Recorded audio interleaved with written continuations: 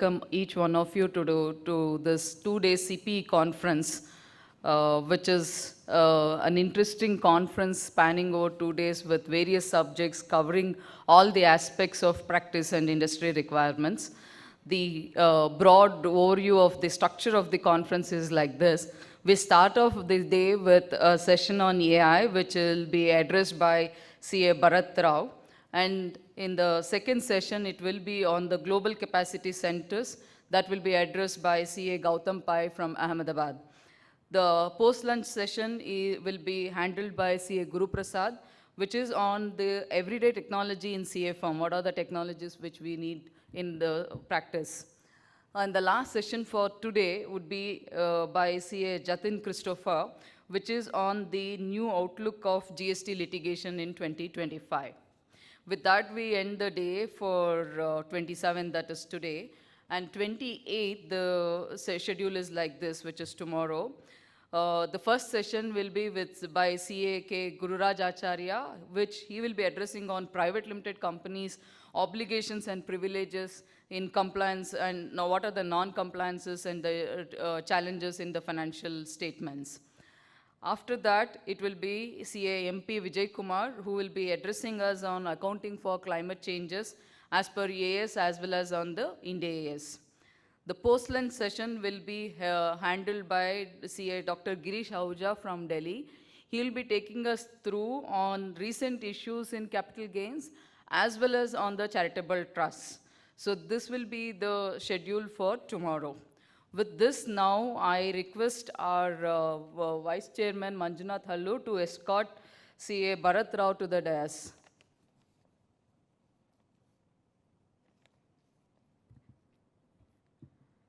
I also request VC to greet him with a floral bouquet.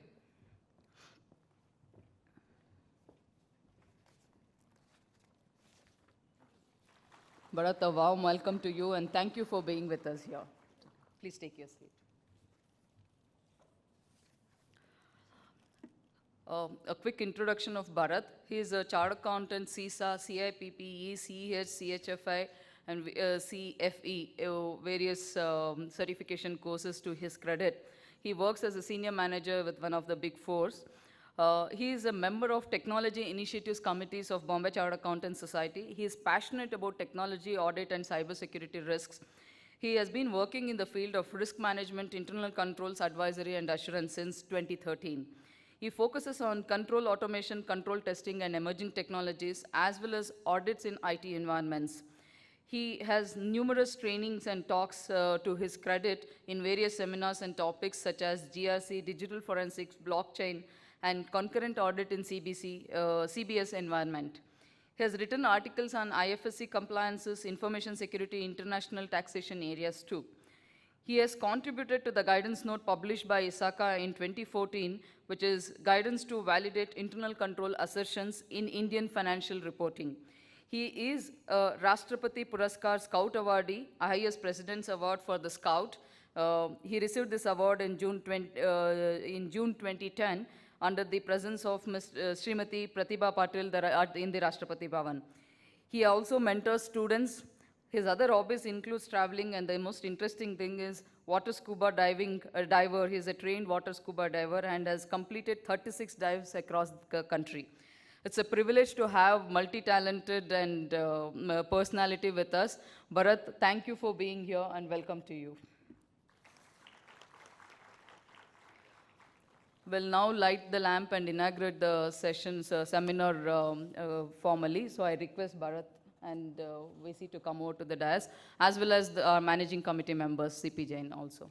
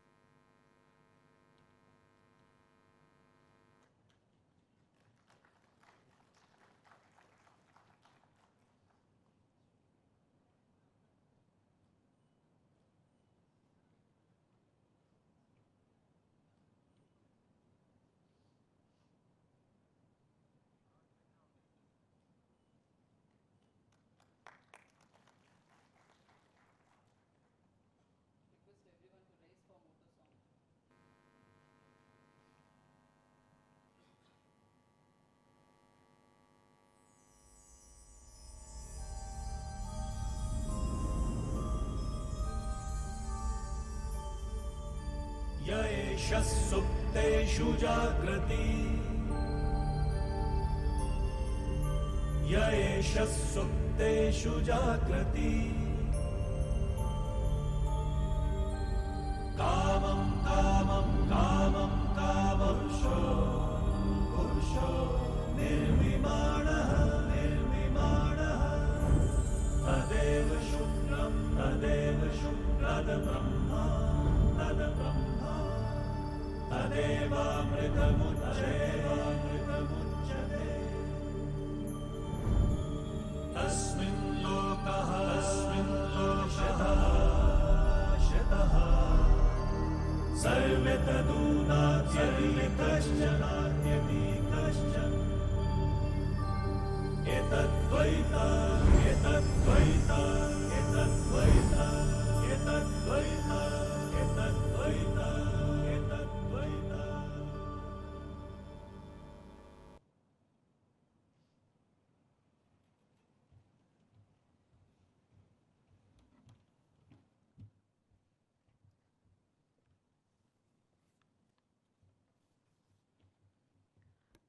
With this, I hand over the dice to Bharath. Over to you.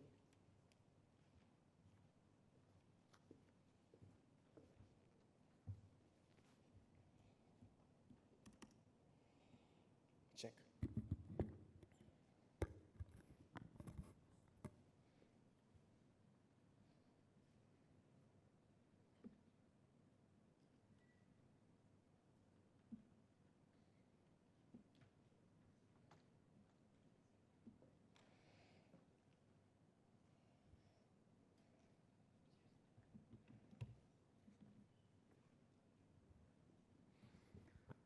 A very good morning to all of you today. I would like to thank the Bangalore branch of ICA for having me as the speaker on this topic on artificial intelligence. Thank you so much for this opportunity. It's truly an honor to be here. I would also like to compliment the team that has designed the topics for the sessions for today and tomorrow, because I was just observing the video that was just being played about the WOFA, right? And the topics that have been selected resembles the overall larger scheme of topics that would be spoken about in the next maybe 34 days at the WOFA, right? We've got topics on sustainability, artificial intelligence, right? And this, in my view, seems to be a very small mini WOFA happening here in Bangalore, and that's why I would like to just share my compliments. Thank you so much for the vibrant selection of the topics for these two sessions. I'm pretty sure everyone is going to benefit from this.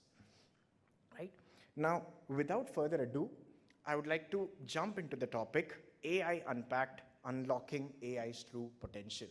Right? Again, going back to the WOFA. The theme for the WOFA that's going to happen this year is Accountability Meets Innovation, AI, for a Sustainable Planet. So what this means, like the interpretation that I am doing, is this is now an opportunity for all chartered accountants and the students who are doing chartered accountancy to wear their thinking caps. Gone are the days where we have to do routine work. Gone are the days where we do the same monotonous, repetitive work. It is now to actually, the time has come to actually make a difference in the society by being innovative thinkers. And AI, in my view, is going to help all of us a very long way to take us forward. And that's why this topic, as of now, is given so much of importance by the Institute. Right? I was just hearing Sir telling me that the moment a batch for AI is opened by the Institute, it just gets filled in a span of minutes. This is a topic that is being appreciated. This is a topic where everybody wants to learn more and more, right? So, and that's why I just thought I'll make a presentation on the AI. What is AI's true potential? What are the pillars of AI? And how, as chartered accountants, we can make a difference utilizing AI, right? It could be AI for us, it could be AI for others, right? So, what we will be covering today is basically 6 things. The first one is the basics of AI. The second one, we will talk about a few AI technologies. Don't worry, I promise to make it really simple. And again, if you have any questions, feel free to connect with me after the session, or you can just ask the questions during during the session, and I'll be happy to answer. But it's important that we understand the technology. Point number 3, we will talk about a little bit more about GPT technology, a closer look. Fourth is the AI principles, the foundation for responsible AI. In fact, the term responsible AI is a term that is being widely used. Even if you go to the WOFA website, you will see the president of ICA talking about responsible AI, right? Number 5, AI applications across industries. And 6th, AI's value proposition for chartered accountants. For a chartered accountant, understanding AI and its potential is essential for navigating and thriving in this modern business environment. Gone are the days where people want to do the work monotonously. Gone are the days where there used to be a long time for making decisions. It's all shortened, right? And that's why we also, as accounting professionals and auditing professionals, need to evolve. This presentation will demystify AI, explore its principles, and provide certain insights, which you may find it as actionable. Right? So I want to start my presentation with this quote. I was actually reading about this quote a few days back, right? Artificial intelligence is no longer confined to science fiction or niche academic discussions. What it means is it is no longer theoretical. It is happening. We are amidst AI right now. We have got smartphones that have got AI. So if I say the term, okay, Google or Siri, I don't know how many phones will get unlocked, and you will hear the mobile assistant talking back to us, right? It has permeated virtually every industry and reshaping the way businesses operate. Because AI has been recognized as a wonderful tool, it is empowering and energizing different industries to evolve their business practices. And this is something that is very welcome. This is a brilliant quote that I had come across on AI. And do you want to know who gave this quote? Who published this quote? ChatGPT. I got this quote from ChatGPT. So AI is basically giving content for speakers like me who want to speak on AI. That is where AI is. AI is no longer theoretical. It is right here. It's right behind me. It's in front of me. It's around us. So first thing we as chartered accountants need to do is we need to embrace that technology is not a bad thing. Artificial intelligence is not a bad thing. It does not mean that you will be replaced. It just is a helper to enhance and emphasize the point that or the messages that you're trying to convey. Just as how I used AI, I did not let it replace me, but I'm using it as an enabler to better convey the communication that I intend to do, right? So this is basically AI. So what is AI? Let's just ask a couple of questions to ourselves, or I'll ask it to you, or I'll speak about it myself, and let's try to get the answers. What is AI? Artificial intelligence is a field of computer science dedicated for creating machines. When we say machines, we're talking about computers that can perform tasks that typically require human intelligence, right? It is about enabling computers to think and act and mimic more like humans. So before AI, what used to be there? We have computers, right? AI is a topic. ChatGPT has come probably during COVID or just after COVID. Don't you think computers were doing something super complex before? Yes, computers were capable of doing something super complex. But just like us poor chartered accountants, even the computers were doing single monotonous tasks. We used to tell the computer, this is our trial balance. You move the GLs to the balance sheet, to the asset side, to the liability side. These are single repetitive tasks which does not require thinking, because the thinking has been done by the humans, right? But those activities also were complex. It is just that we have figured out a way to to basically unleash the potential of the computing power that there is. And AI is one of the ways where we as humans have been successful, right? Now, that means it's a very good thing for us. We have our brains, at the same time we have got AI's brains, and together we can make a dashing combination and make a world of a difference to everyone, right? So artificial intelligence is a field of computer science dedicated for creating machines, programs, computers that can perform tasks that typically require human intelligence. But I would like to emphasize that AI can never replace the natural judgment what a human being will have, right? The way I look at AI is a super smart Einstein of a kid, which is maybe about 4 years old. We have a young Einstein next to us, full of potential. Theory of relativity, the young Einstein can speak at the age of 4. The only thing we need to do is we need to nurture young Einstein. We need to take care of young Einstein. We need to channelize the energies and showcase the young Einstein to the right direction, right? When we talk to the kid nicely, when we basically tell, okay, Einstein, do this. This is the way you start. This is the way you think. This is your factors. This is your probabilities. Tell me, what do you think? Then Einstein will listen to you without any question. So what AI is basically is a young Einstein next to us, a power that we can control, a young kid that is very happy to do work or to talk to you based on the problems that you have. That is AI, right? How is AI different from standard programs? That's our second question. We can look at it from 6 areas: programming, behavior, adaptability, problem type learning, and main approach. You may also think I made a mistake of putting the bold in the standard program section as against the artificial intelligence section, but no, that is an intentionally made mistake here, because we need to understand how standard computer programs work. Like I said, they're very monotonous. There are explicit rules and instructions given. What happens when I open WhatsApp? WhatsApp only will open. It will not open YouTube. It's a specific set of instructions given to the computer, right? If I open camera, camera only will open. When I click a photo will get clicked, not a video, unless you hold the shutter button for continuously, right? These are specific instructions given. Now, if you have an AI-enabled thing, and let's just assume that AI has a certain degree of control on my phone. Let's say there is a wonderful moment I'm having with my family, and I'm holding my phone.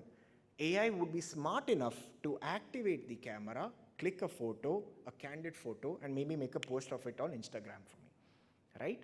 That is the difference between a standard program and an artificially intelligent supported programs. They are predictable. Standard programs are limited and cannot adapt to new situations. They are well-defined and specific problems. There is absolutely no learning from experience, and it is completely rule-based. Our fundamental accounting assumptions: accrual, going concern, and consistency, right? A standard program is the most consistent thing you can find on a computer. And we as auditors have been auditing such programs as well, as part of financial reporting, as part of internal audits, as part of IFC reporting, SOX, and things like that. So the first problem that we as chartered accountants are going to face is, how are we going to audit programs that are capable from learning on their own? We are used to auditing something that is consistent. We are used to auditing something that is uniform and standard. But now we are auditing a totally different type of a program, which is capable of understanding the scenarios with limited input and executing the right decisions. So there is going to be a major shift in the way how we audit financial statements. Probably in the next 2 years or 3 years, we will find AI, very cheap AI solutions, inexpensive AI solutions being used by mid-sized businesses. Probably they may have exposure to IFCs as well. What as auditors are we going to do? We need to opine on the control.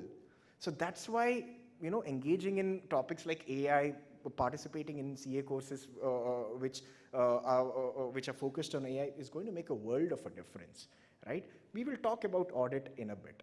right? But I just wanted to make you guys understand how is a standard program, which is a consistent uniform program, different from an artificially intelligent supported programs.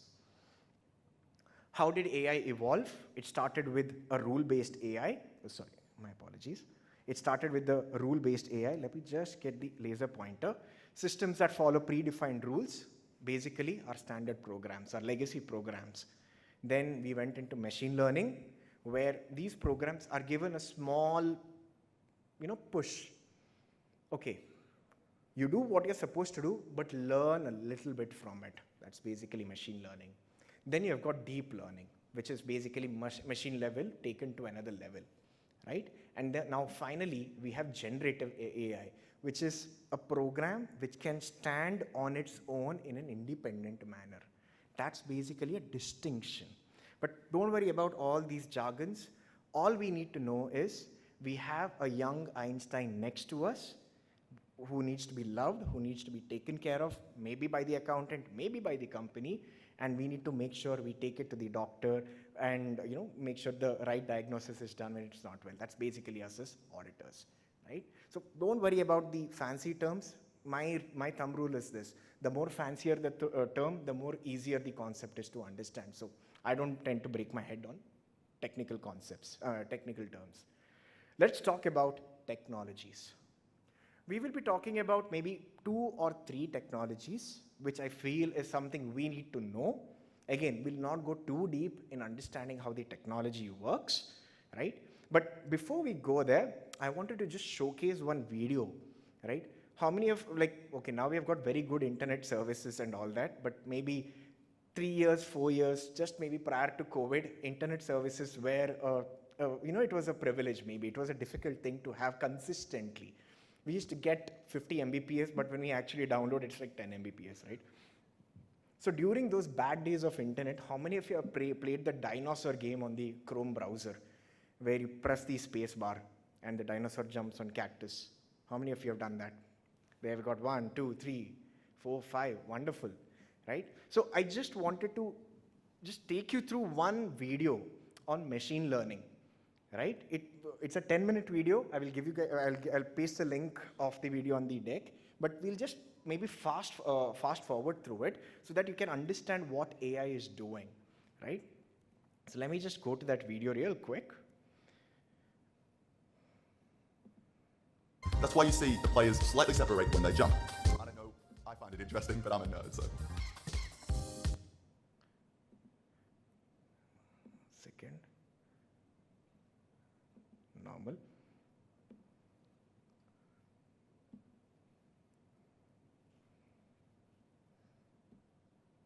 Here we go.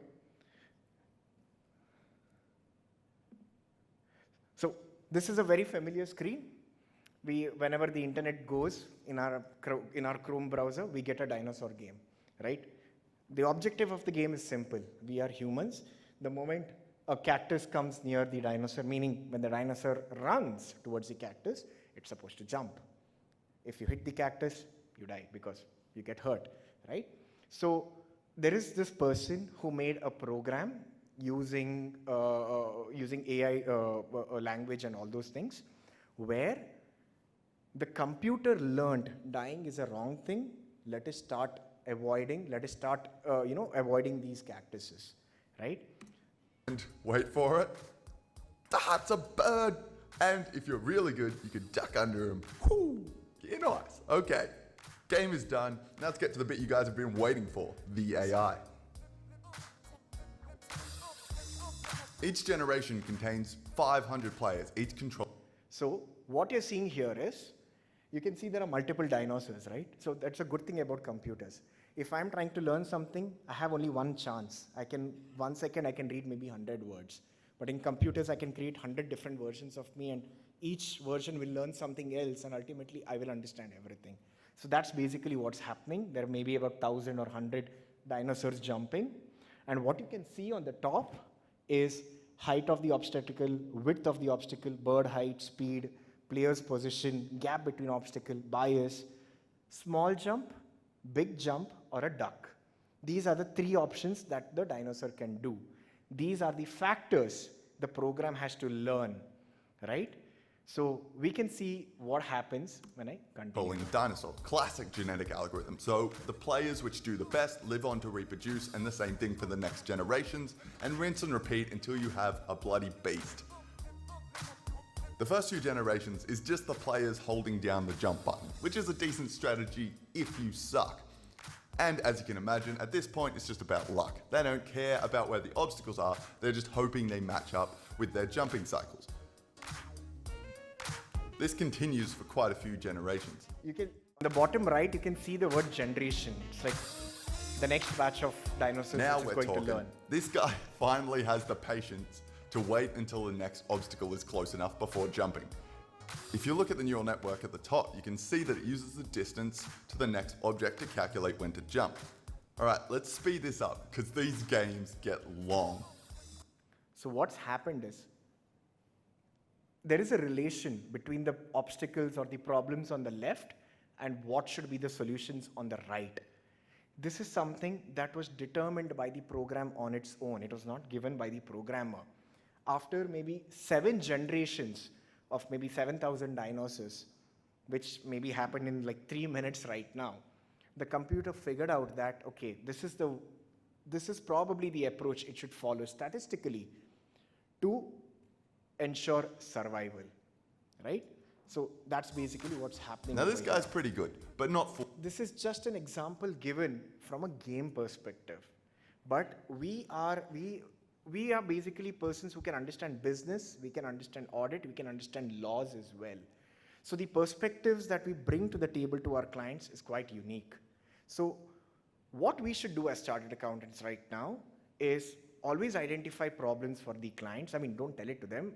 Try to see what are the areas in which clients can improve, and maybe start thinking. Put your thinking caps on from an AI perspective. How can AI help? And the thumb rule is this: whenever we start thinking about AI, we'll be like, "Arey, who will do it? It's a very difficult thing." Believe me, and I want all of you to promise yourselves, whenever you have such thoughts, the technology is there to help you, and it's always going to be an easy to a medium effort ka solve. This is basically drawing down the experience that I have seen other companies do. We talk about things, usually because we have not been exposed, we have not been working on that field, we tend to downplay our thoughts itself. I'm telling you, it's worthwhile having a conversation with the client, and the client will make sure their IT teams get this done. So any thoughts you may have in solving these problems, maybe from a machine learning perspective, maybe from an AI perspective, please don't keep it to yourself, share it. Though you may seem that the idea may be ridiculous, the idea may be small, the idea may not make sense, it's not practical, it's very difficult to develop. Obviously, we are not IT people, we are accountants. But we have an IT team, maybe at the client's place, who will understand this better and figure out a way to make your thought a vision into a reality, right? So that I just wanted to showcase what actually happens. In this case, the computer learned when to jump, when not to jump, right? Now, this is a technology known as machine learning, right? Now, what we're going to do is we're going to start from neural networks and go all the way down to machine learning. Again, keeping it really simple. Neural networks, they are core of the modern AI. These models simulate the human brain's interconnected neurons, allowing systems to recognize patterns and make complex decisions. For a chartered accountant, neural networks are powerful tools for predictive analytics, anomaly detection, and risk assessments. To make it really simple, what I'm doing right now is not a single task. I am trying to coordinate my eye movement, my hand movement, my speech. So what's happening in my brain is there are different parts of the brain coordinating and working together to execute different functions simultaneously, right? Right now, I'm looking at you, I'm hearing feedback. If I go to back, I hear my voice less, my body automatically adjusts. Everything is happening automatically. I know when to snap, right? Why is that happening? Because different parts of the brain works in different ways, but ultimately come together. The similar concept is applied in technology, right? There are different aspects of technologies working together, solving different problems, but together. So especially when we have complex data environments, large data sets, maybe qualitative data, quantitative data, there are different forms of data sets involved, neural networks technologies come and play a huge role in it. That's basically neural networks. What problems can it potentially solve? Predictive analytics in audits. Analyze various data sets to forecast trends and identify anomalies in financial statements, right? Fraud detection systems. Using neural networks to detect unusual transaction patterns and reducing fraud risks. Risk modeling. Employ neural networks to predict claim probabilities and set premiums. This is basically from a banking perspective. It can analyze different forms of data at a snap of a finger and make a prediction that this may happen. A prediction is always on a probability. It may happen. It's not a certainty. If it becomes a certainty, then we have created God. Then I don't know what we are doing here, right? So it's always a probability. Some neural network tools are, and these are some things that you can Google. That's why I've put it in a bigger font. TensorFlow, PyTorch, Microsoft Azure ML. So whenever you Google something, you'll get their website. Again, if it is something too technical, copy paste that URL, go to ChatGPT, paste it, and tell that ChatGPT, explain to me what the website does. That's another way for you to understand these technologies better. Large language models. These are advanced neural networks trained on vast amounts of text-based data to understand and generate human language. They are used to understand and generate human language. It's basically a means. It's basically a means or a medium where a human can talk to a non-human, right? Otherwise, the way we interact is by touch screen or camera or keyboard. That was an input, right? Now we have a different way, which is called text-based inputs. They excel in automating documentation, analyzing documents, answering and responding to queries or communications. What problems can it potentially solve? Communication automations. LLMs draft responses to queries and communication, improving turnaround times. To simplify this, your client receives a notice, a show cause notice from a tax authority. You don't have time for it, your teams also don't have time to it, but what if your program can consume the notice, understand what the problem is? Your program is capable of understanding your client's financial information because it's stored with you, a copy of it is in your tally systems, right? And based on that, it is able to generate a response, which obviously needs to be validated. Let's not ignore the validation part. That's basically LLM. The potential is superb.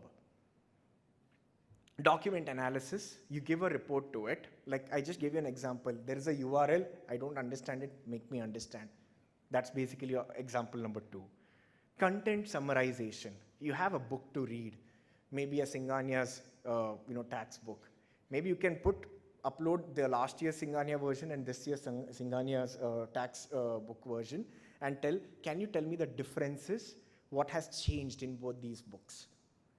AI, LLM will be capable of doing that analysis and maybe giving you a 10-page summary, which again, you can convert it into a presentation and speak like me over here, right? Again, the tools that are there is ChatGPT, Google's Gemini, then we have got Azure, Microsoft Copilot. All these are tools which will help you.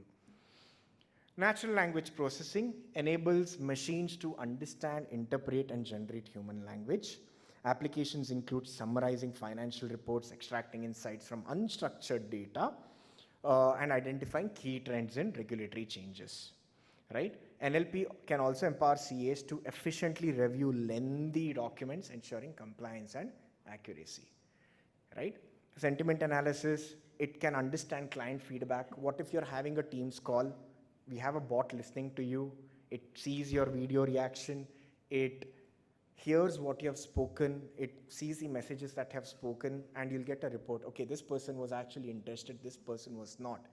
This may seem a very theoretical thing to do, but we have got companies based out of Bangalore developing such solutions, right? It's called sentiment analysis. This is just from a Teams perspective, Microsoft Teams, but there are different ways in which sentiment analysis can be done. data extraction, regulatory monitoring. Some of the tools are Spacey, Natural Language Toolkit, and Hugging Face Transformers. Again, Google it. I'm just going to give an intro. Let's not go too technical. The point is, with these three technologies, anything is possible. Sun is the limit. Or no, sun is not the limit. It's beyond the sun now, right? The multi-universe, that's the limit. Gen AI is basically what the technology has reached to right now. We are comfortable with Gen AI. It's a fancy lingo being used, yes. What we need to do is understand how this AI works. It generates artificial intelligence. It's a type of machine learning that uses AI to create new content like text, images, music, video, and audio, and codes like I showed you. It can generate reports, it can generate visualizations, scenario planning. Again, these are just examples, but it can do much more, much more. What are the tools that use this technology? We have got technology like DALL-E, Adobe Firefly, Canva, Jasper AI, ChatGPT, Copilot. Again, they use basically generative AI. In fact, what companies are doing right now is they are taking their accounting software, they're adding AI into it. How? The AI will generate the source code on a real-time basis, meaning the program will learn, will modify the way how it's processing the input data, maybe how it's approving a purchase order. It determines that, okay, this is a super high value PO. This type of PO has never come to us. It uses Gen AI, figures out a new approval hierarchy or approval mechanism, makes the changes, and gets it live. What I'm speaking to you right now is an application evolving on its own with the help of something like Gen AI, and this is something which is possible. It is no longer probable. It is possible. It is happening as we speak. And this becomes a challenge for us from an auditing perspective. How do we know what has changed from an AI, right? And that is why we have something known as the, I'm just going to one more section, which is the foundations or the AI principles. Whenever an AI works, there are basically about 8 or 9 principles that we need to follow. The first one being accountability. The AI needs to be accountable for their outcome, right? The CAs must ensure AI-driven decisions align with ethical standards and regulatory requirements or companies' policies. Auditing AI models for bias in loan approvals ensures accountability. This is just an example from a loan perspective, but basically there's a bias in the data, right? So there should be accountability, there should be oversight, there should be data protection. How are you protecting the data? There are regulations like GDPR and India's own DPDPA Act, which is talking about you need to protect confidential information, right? There should be encryptions. We need to protect sensitive data. Reliability. Is the AI reliable? Is the AI secure? Don't worry, I'll explain this. Is the AI transparent? This is very important because transparent AI systems provide clear explanations for their decisions. So the question is, okay, the AI has taken an approval, has given an approval for a PO. So we can ask the AI, what was your basis? What did you consider? And if it's able to showcase that it had taken those factors while approving the PO, then fine, we can rely on it. So these are the questions that we need to ask. It should never be a post facto thing, right? Like I said, it's no longer doing a consistent, simple, repetitive job anymore. It is learning on the job. Just as our students learn when they work, just as how we learn when we continue to work, right? Learning is always there. So being transparent is a very important feature of the AI. These are all different pillars, right? Explainability. This itself is a pillar. Explainability ensures AI outputs are understandable. AI models should clearly outline how conclusions were reached. It aids in client communication. It helps identify errors or biases in AI decision-making processes. It should be explainable. It should be reliable. It should be transparent. And we as CAs should be in a position to understand it, right? Fairness, compliance of the laws, and then sustainability, right? So these are basically the pillars, but we will talk about it a little bit more. The reason why I had to jump a little bit is when tools like GPT is being used, when tools like generative AI, which uses GPT, is being used, we have something which is never consistent anymore. We have an always evolving program. So the first thing that we need to do as chartered accountants is understand how this tool works. If everyone has got a Chat GPT account, please utilize it. If you don't have a Chat GPT account, just open your WhatsApp and you will find, let me just show you here. You will find Ask Meta AI or search. You can ask your questions over there. You have a generative AI on your WhatsApps itself. Understand how it works. Maybe start with simple basic questions. But again, remember, you're talking to a young Einstein. So the more details you give, the more you structure your questions, the better the question, the better the response. So one, AI will also learn. Two, we will also learn. And that, the activity of learning how to ask the right questions is known as prompt engineering. You ask the right prompt, you ask the right question. Okay, Einstein, think you are a fire truck driver. How will you put out a fire that is caused by a chemical burning, a plastic burning, right? You ask the questions, make him assume roles, and then it will, give you the responses. If you just tell how do you put out a fire, it'll tell throw water. But you give a more specific question, you'll get a better specific response. That's what generative AI will do. It is capable of thinking independently, right? What is a prompt? Effective use of AI requires crafting precise instructions or questions or statements, which is known as prompts, to achieve the desired outcomes. CA can leverage prompt engineering to extract relevant insights from AI tools. Understanding how to fine-tune the prompts can be a valuable skill in maximizing the utility, right? What should I keep in mind when prompting the AI? Let's not be ambiguous. Let us be very specific in our requests. So it's not that the AI is also learning. By doing prompts, we as CAs indirectly also learn. And the best part is we don't have to put any effort to learn something new. We may be learning something technical, but we are not realizing that it is technical. So it's a very friendly way to learn and to embrace AI.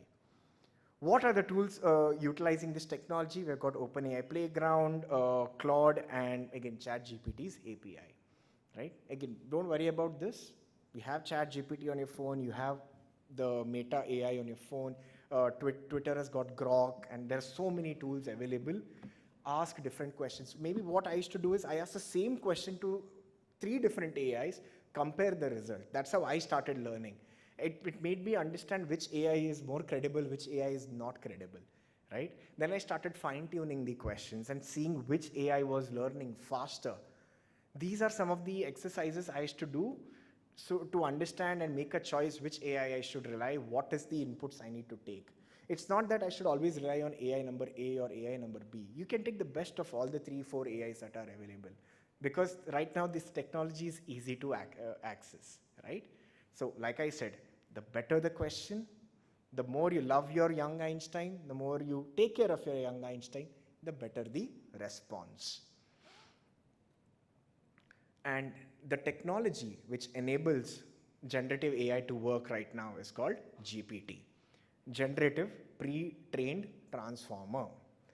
A transformer is an architecture that relies on attention mechanisms to process sequences of data such as text. Transformers are foundational to many state-of-the-art models like NLP, including GPT, right? We have to tell the AI how to think. It has the ability how to think, so we have to just navigate. Okay, first you take this, 5 plus 4 is 9. Take 5 in the hand, 4 in the mind, after 5, 6, 7, 8, 9. That's exactly what we need to tell the young Einstein over there. Key features.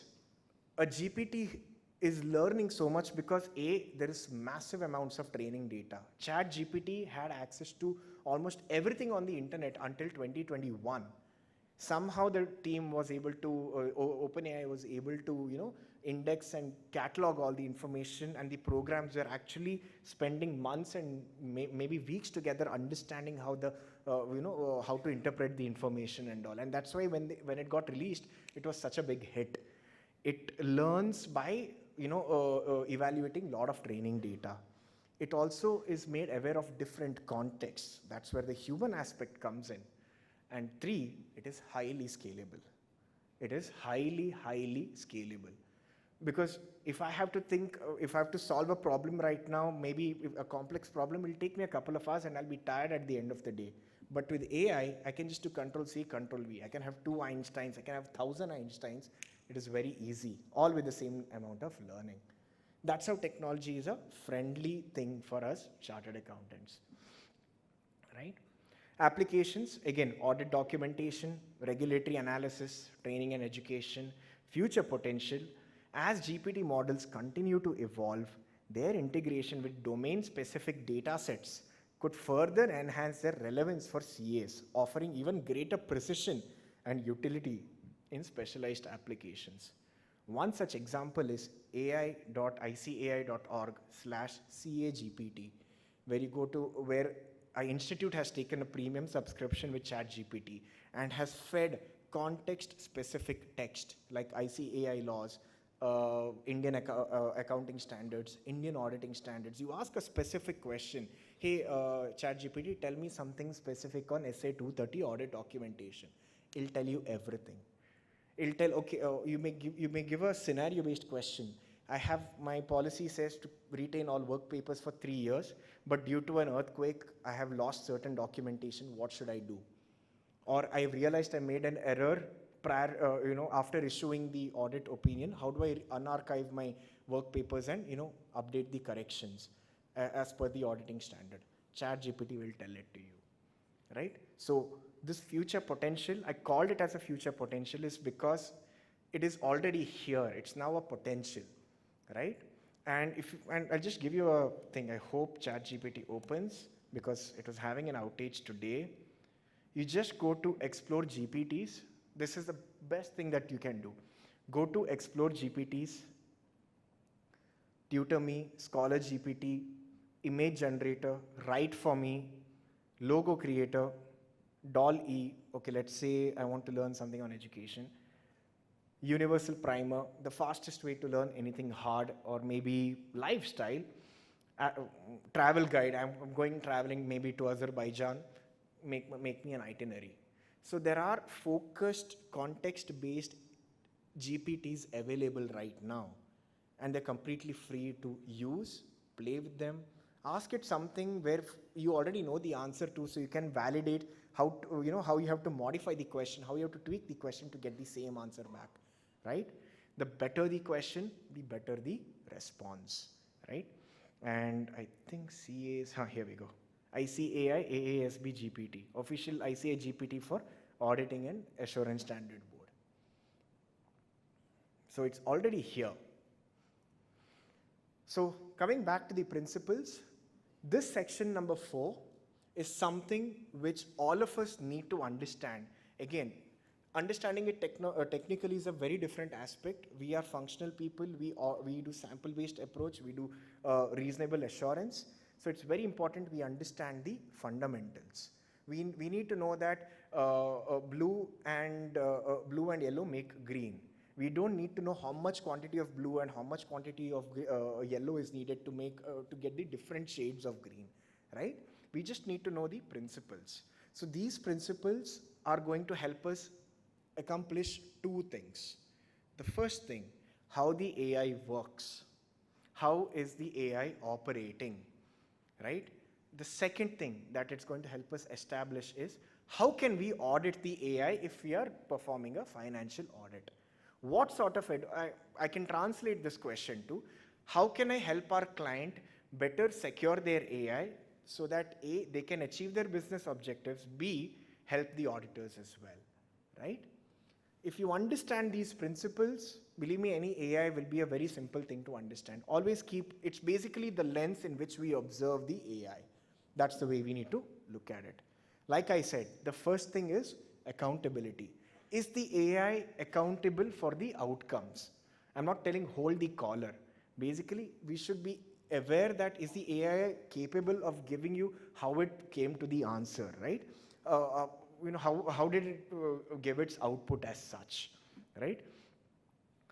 CAs must ensure that AI-driven decisions align with ethical standards and regulatory requirements. Auditing AI models for bias is also an important thing. There is something known as data bias. See, humans are also biased. Inherently, we are always slightly prejudicial. We are slightly favoring something else, and that's human nature. And what AI is, it's artificial intelligence. It's mimicking a human. The only difference is when I speak to somebody, I can understand the body language, I can understand and figure out how this person is perceiving this information. Is he taking it in a good way or in a bad way? But in AI, there's nobody standing in front of us. There's just a screen like this, and you have an outcome. We don't know how it is treating that information. Is it taking it in the right spirit? Is it giving in the wrong spirit? Is it favoring something else? We have no way. There is no feedback. There's no psychological feedback or a human feedback coming. So there is always something known as a bias. There's something known as a data bias, right? We as chartered accountants, especially when decision-making AI systems are there, we have to ask these questions. How are you accounting for data bias? What do you think are the potential biases that could happen? Maybe in a PO approval, favoring a certain supplier, because the AI has figured out you're taking a lot of purchases from vendor A and vendor B. But when vendor C has given you a quote, the AI may ignore vendor C altogether, right? It could be because of a bias, right? So we should have the ability to think what are the data points that could be misinterpreted. B, we can ask the clients and make us understand how they manage the data biases. And that's how AIs can be held accountable. Maintaining oversight, then is data protection. This is about protecting data. Data is the new oil for organizations. Even if there's a single data split up, even if there's a single data slip up, it could cost the companies millions, right? We know how much we have to pay when there's an insider trading, identified by SEBI, right? So data is as valuable as that. AI must comply with data privacy regulations. It should know where to draw the line. In fact, what had happened was, I think this was in maybe about 15 years back. This is a company known as Target or Walmart, I don't remember. It's one of the retail markets in the US, right? So what had happened was, for one of the customers, they've got sophisticated marketing systems. So one of the customers, it sent a marketing kit home telling that there is 20% off on maternity wear, 30% off on maternity stuff. It went to the father of the poor girl, okay? So the father was like, hey, daughter, are you pregnant? The daughter is also like, I don't know, I don't think I'm pregnant. But what had happened was, the computers analyzed the buying patterns. Maybe the daughter preferred, changed its preference from chocolate A to chocolate B, right? Whenever someone goes into pregnancy, there's a change in what that person would want. The computer figured out that something has happened. It may be a pregnancy, and it sent a pregnancy-based marketing campaign to that daughter. Turned out that the daughter was pregnant. She didn't know about it. Her father didn't know about it. And this became the news. You can Google this out. You can find the information online. So where do we draw the line? How much of privacy can we invade? We meaning how much of privacy? How much should Einstein know? It's a kid at the end of the day, right?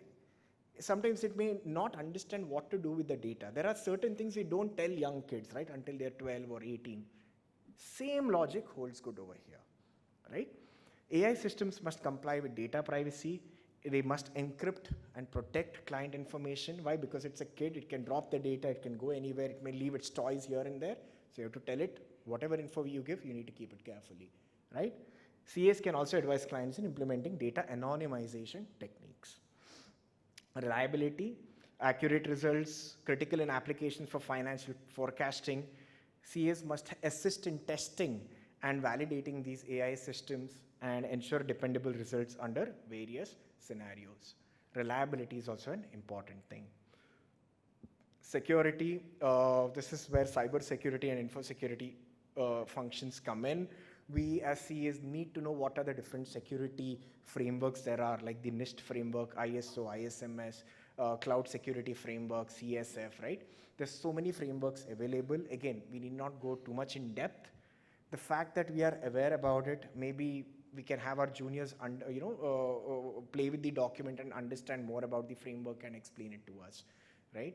If we are not aware what can go wrong from an information security standpoint, then maybe we are not where we are supposed to be. So I would urge everyone to spend some time understanding a little bit more about information security. They're quite simple. It's not technical. The bare standard is actually like reading a bare act. It's that simple.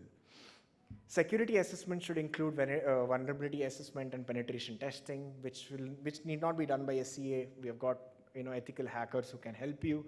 Encryption protocols and authentication methods. Transparency, again, clear explanations of decisions. Transparency build trusts with the client, with the CA, with other programs, ensures regulatory compliance. It should be explainable. There are statistical models, so it's always a good thing if a CA knows statistics, especially theories like logistic regression, correlation and regressions, curve fitting, skewness, moments, curtices, hypothesis, testing of hypothesis. All these basic statistic concepts can take us a long way. We need not learn advanced statistics here, but if you know a little bit, we may be in a position to better understand what the AI developers are trying to tell us, right? And these things are taught to us in like 11th and 12th. Fairness, compliance, and sustainability. From an auditing perspective, what I'm going to do is, there are these mandatory reading material. These are certain links that I've purchased, that I've kept. Please go through it at your time, because there's much content to be spoken from each link. But my point is, PCAOB, UK regulations, regulators, my apologies, ISACA, even ICAI for that matter, are coming up with procedures, what to do in auditing an AI. This is something that we must understand. But the gist is this. If you look at the third box below, unlike testing of an automated control where the feature tested is constant, AI controls involve testing of features which are constantly evolving. In addition of testing the normal IT general controls of the AI, the approach of functional testing of the AI must consider the responsible AI principles, right? Please know that this is not the traditional form of control testing anymore. If you understand the principles, you'll be able to test the AI. AI in industries, we have got finance. It's already making a big difference in fraud detection, risk assessment, portfolio management, regulatory compliance, and forecasting. What I've done is, I've also written the names of certain companies already utilizing AI over here and what they're doing, right? Financial services, we have got chatbots, and again, we have got some Indian companies which are already there, right? So there's an Indian company and a non-Indian company. We have got loan processing. In fact, during my articleship, I had the opportunity for auditing a company based out of Kormangala, which was going through loan applications using AI and ML. It was fun. Insurance claims, KYC automation, and personalized banking. From a supply chain perspective, we have got inventory management, route optimization, demand forecasting, supplier evaluation, and risk mitigation. From a transportation perspective, we have autonomous vehicles. We have got the Teslas already there. Unfortunately, I couldn't get an Indian company here yet. Fleet management, traffic predictions. In fact, I should have written Bangalore, where we have got the VAC traffic cameras over here, right? Predictive maintenance and smart logistics. From a technology, media, and communication perspective, content personalization, Netflix, Spotify, YouTube, Jio, Gaana, they're all using AI for content recommendations, ads targeting, IT support, content creation, and for cyber security. Again, I'm not going much in depth. The idea is simple. AI is already taking over each of these fields in its own way, right? It could be ad targeting, it could be traffic predictions, it could be fleet management, container management, truck management for that matter, demand forecasting. Now we have the December sale going on. Just prior to that, we had the Black Friday. Just prior to that, we had the Big Billion Day. Just prior to that, we had the Diwali sale, right? How much of inventory we need, everything can be understood by patterns. Value proposition for CA, enhancing CA process, automation, audit efficiency, automation of routine tasks like bookkeeping. Many of us would be doing bookkeeping for our clients. It's simple, write a Python script, it'll understand, go through your bank transactions and make it into apply the single bookkeeping accounting principles and generate your tally accounting entries. Auditing efficiencies, it can help you plan your tolerable errors, planning materiality, samples, how many samples to test per month.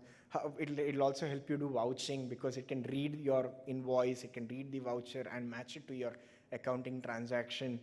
Tax litigation, predictive analytics, where there is a potential for a fraud. Use theories like Benish's model, Benford's law can be applied in analyzing financial statements of maybe 3, 4, 5 years and understand, okay, this is probably an area, this GL is probably an area where something may go wrong, right? Resourcing, how to resource our team members for different engagements. So the idea is this: the routine tasks, the mundane tasks that we do, let's give it to the AI. Let us focus on something more strategic. This is how we can enhance our value, our efficiency in our own offices. But it should not stop there. It should also go one step further in helping our clients as well, right? Just as how we have benefited AI, let's share the good stuff with our clients as well. We can help our clients, evaluate their AI solutions. Why? We understand their business. We know how they're being accounted for. We know their laws. So we are ideally the best placed consultants to help them, select their AIs, right? And again, when you're selecting your AIs, please stick to the 10 principles that I've just explained, right? Risk mitigation. CAs can identify risks such as data breaches or model biases in client AI implementations.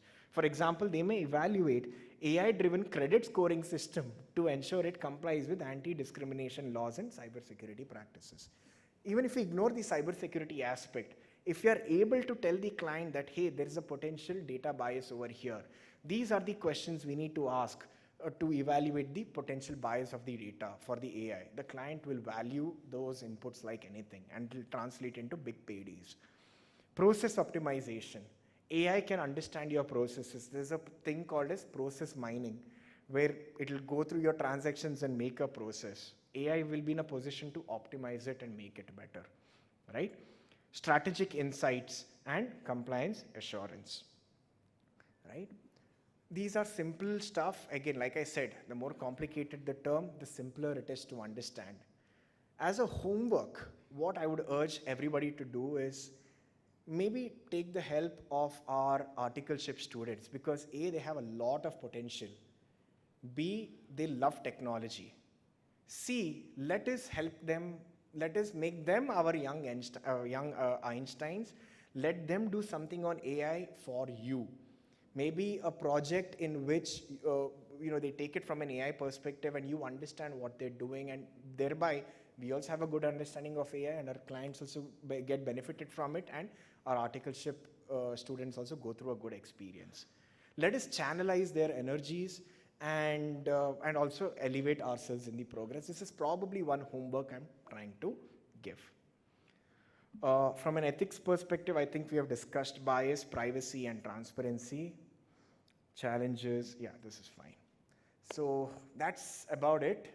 If anybody's got any questions, as always, I'm happy to answer. And this is my information. Feel free to give me a call. I'm based out of Bangalore, and I'm always ready to have a conversation on AI or any technology-based topic.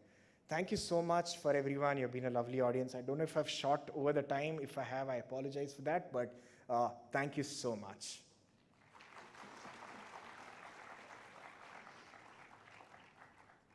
Oh no, I'm happy. Yeah, if anyone's got any questions, happy to answer. Have I overshot? Thanks for the wonderful session. Thank you. As practicing chartered accountants as a medium-sized, mid-sized companies, firms, how do we make sure that our data, clients' data is safe when we are using open source?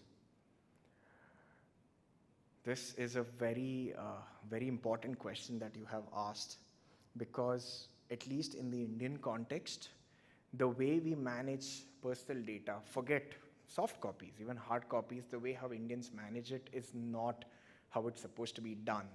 How many times have we given our Aadhaar photocopies for getting a phone SIM card? How many times have we give the same sensitive information to so many people? How do you know that they're not misusing it? So A, there is a prevailing problem. But what we can do, A, is this. I believe we need to, like, at least in organizations, in mid-sized organizations, large organizations, what we have seen them do is they've got something known as an acceptable use policy, right? So what that means is, first, it's a policy enforced from the top management that you cannot use open source systems or you can't use freeware. It should be in a system where we have a license to use. Because whenever you pay for something and use it from a license perspective, there's a certain degree of surety that your data will not be misused. For example, I go to ChatGPT and I upload my client's show cause notice. A, what's going to happen is I'm solving my problem. But B, we are exposing our client information to OpenAI. The computer is learning from it, which is again not a bad thing. But the problem is the identity of the client has been made public. And the problem with internet data, because it's soft copy, like I said, it's very easy to create 100 different Einsteins in one go. We don't know where the data will go. The best way that we can enforce is through very strong policies from the top management, like an acceptable use policies, making a positive list of applications that can be used, practicing CAs, investing in good tools. Like for example, there's a tool known as AI PPT, which can be used to make presentations. Just making an example. Maybe go for the paid version of it. The terms and conditions are different. Making a whitelist and sending it. Obviously, for a mid-sized CA firm or a large CA firm, you have the ability of having IT teams monitor and track what is being done on your computers. There's a free tool known as Active Track. You can just check this out, ACTIVTRAK. It will evaluate if your company employees are uploading data on wrong sites or visiting incorrect sites, and where there's a potential of data exposure. That's what I would suggest. It has to be something being pushed from the top of the organization. That's what I can think. Thank you. Yep. Yes, sir. What, maybe if you allow me to add Please, something. please. So what typically, any open source tool for that matter, if it is an on-prem solution which you host on your own server, or your own private AWS or Azure or whatever, you can manage that and you can guardrail it properly. If it is a SaaS solution, you always have that vulnerability that you don't know where the data is going, who is having access to the data. Whenever we access some tool online, we always say terms and conditions, yes, agree, and we proceed, right? So that's not the ideal thing to do. But yeah, open source, online SaaS, you always have the vulnerability, provided, as Bharath mentioned, the proprietary tools which you pay for, you always can ask a lot of questions. When you don't pay for anything, you obviously can't ask a question. And if you have it on-prem, you have a better control. So you can put certain data protection measures over there, encrypting data at rest. Not all are SaaS-based. Not all are SaaS-based, yeah. Some of them can be implemented on your own private servers. Like what many organizations have done, they didn't want to expose their data to OpenAI. So they made a deal with OpenAI where they install a copy of OpenAI on their own servers. And it came in the news also.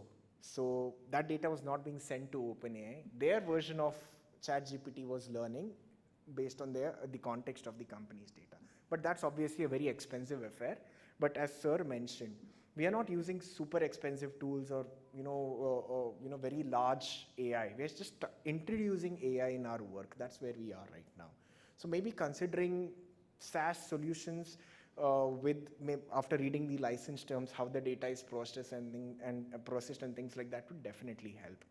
The second thing what can be done is, if it is a SaaS-based solution, we as auditors we as customers have a right to ask a report known as a SOC 2 report, a System, Organization and Control 2 report. It covers areas like security, availability, privacy, confidentiality and integrity. SOC 2, a SOC 2 type 2 report. Right? If we are doing stat audits on SaaS systems, we typically take a SOC 1, SOC 2 as an auditor, but even as a customer, we have a right to ask. In that report, they will mention how they're processing your data, where they're storing your data. Using such means, we can at least get some comfort or evaluate the product. Can we go for it or not? Something of that sort. But I do agree with sir that there is an approach where we can implement it in our own systems. Yeah. Hello. Yes. Sir, in the present scenario, I'm taking up something very sensitive No worries. with NFRI going on. Tell me, I take a decision as an auditor by using a AI tool, but it will not stand the scrutiny or it will not come to the support of the situation. Whether this problem was thought or addressed, or I don't know what it is. Okay. So, what is NAFRA doing? What is PCAB doing? What is the FRC in UK doing? They are basically regulating the auditors. They are trying to ask this question, hey, you are an auditor, you have issued an opinion. Do you have sufficient and appropriate audit evidences? And B, have you taken the right professional judgments? To make it really simple, that's what they're interested in. A, do we have evidences? B is the judgments, and that's what sir has just talked about. We may, as part of our work, let's go maybe a few years back in time when AI was not there, we used to talk to our clients, we used to talk to our managers, we used to talk to our juniors, staff, seniors, and interns. Sometimes the problems were large. All of us used to do a team discussion and take a decision. But the decision was signed off by the signing partner. The signing partner made sure he did the right due diligence of understanding the problem, understanding the context, evaluating the evidences, considering the best course of action, and he has documented it. This is called a professional judgment. Now, the only difference right now is we have a sixth team player, young Einstein, where we have spoken to AI. Now, remember one thing, whenever AI is there, like I said, AI is not a substitute for human intelligence or natural intelligence. It is artificial intelligence. It is a young Einstein helping you. So we should not blindly trust. Even if a person has 160 IQ or 80 IQ, if he or she goes to school, the teacher will evaluate the homework and evaluate the exams, the answers written in the exams equally, right? Similarly, we as chartered accountants, if we are relying on AI, let us document why we relied on it, how we have slightly deviated from what the AI said and what the team has said. And as long as we have it documented, as long as it's reasonable, I don't think it should be a problem. The thing is, what NAFRA is going to ask is, are you aware about the ramifications of the professional judgment? If you say, yes, I'm aware of this risk, I accept it, it's within my risk appetite, then nobody should have a problem. Yeah. Great, thank you. No.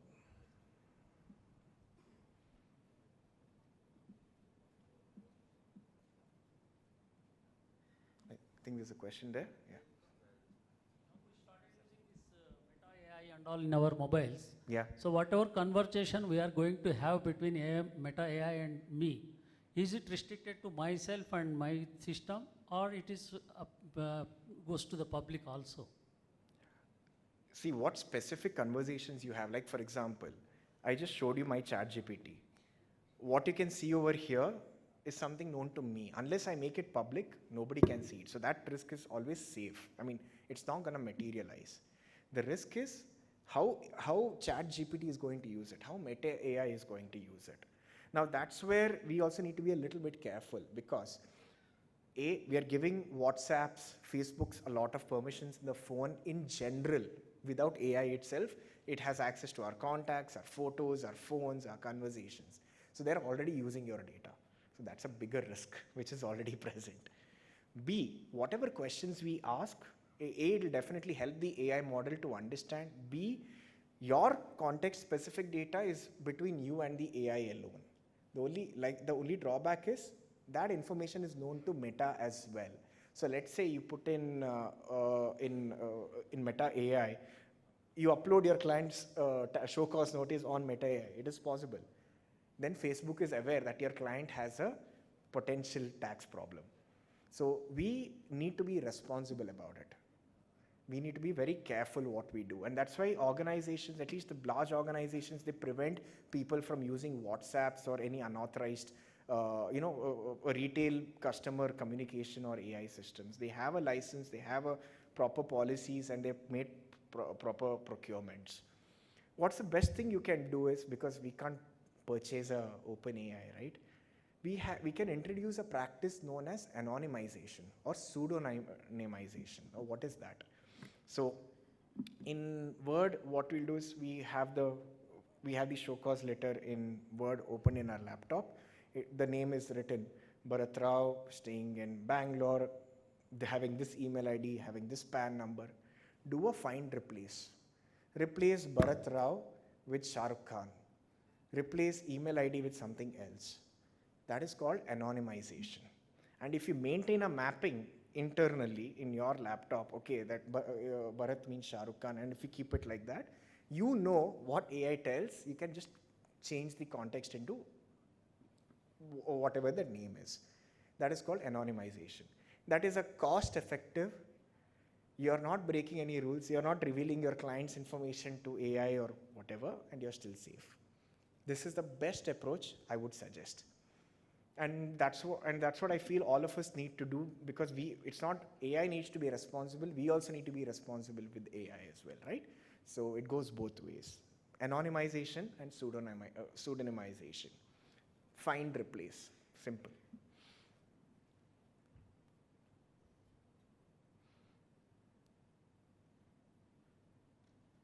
No? All right. Thank you so much, everyone. Yeah. Oh, yeah. That was an excellent deliberation by CA Bharath Rao. On behalf of Bangalore branch and then all the members present here, round of applause for that wonderful session, sir. Can I request CA CP Jain, our managing committee member, to come out to dais and then hand over a memento as a token of gratitude and respect.